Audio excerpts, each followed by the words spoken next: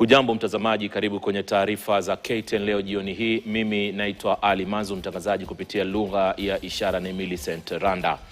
Serikali imetangaza kuongeza mgao wa fedha za matumizi kwa machifu na manaibu chifu pamoja na kutoa posho ya kila mwezi ya shilingi 3,000 kwa wazee wa vijiji.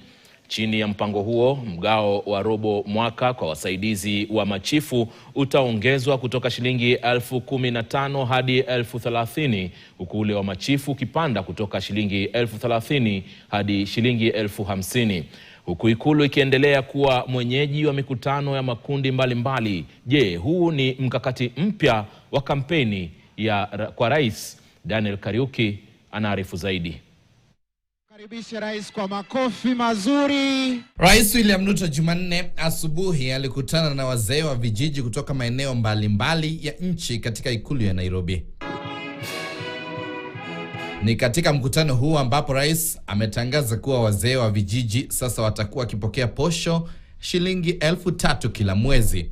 Lakini ukifika kwa simu yako, fungua haraka haraka, mambo iko ndani.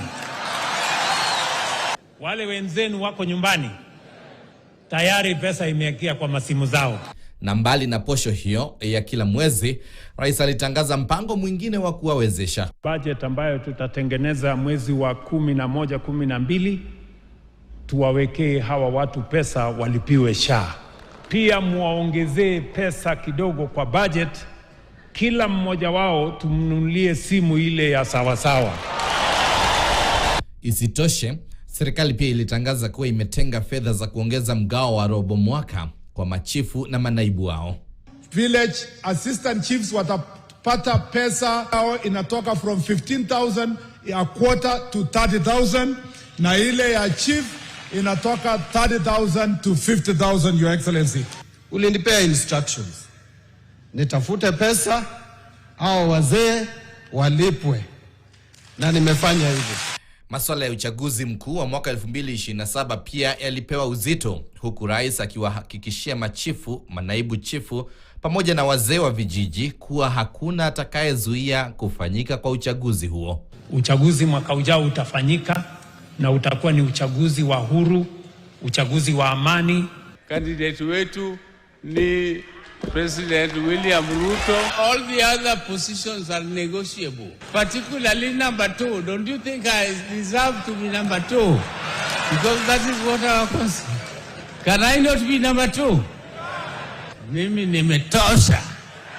Ni mikutano mikubwa ya hivi karibuni ikulu ya Nairobi ambayo imeashiria kuwa rais ameingia katika mkakati mpya wa kisiasa wa kuwakutanisha makundi mbalimbali.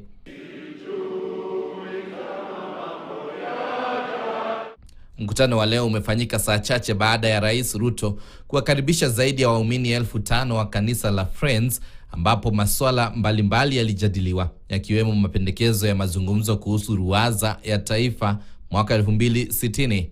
Jumatano, rais anatarajiwa kuwakaribisha maimamu katika mkutano mwingine ikulu. Akijibu wanaomkosoa, rais amesisitiza kuwa ikulu ni mali ya Wakenya wote na iko wazi kwa kila mwananchi. Sijashusha hadhi ya State House, nimeinua heshima ya wananchi wa Kenya.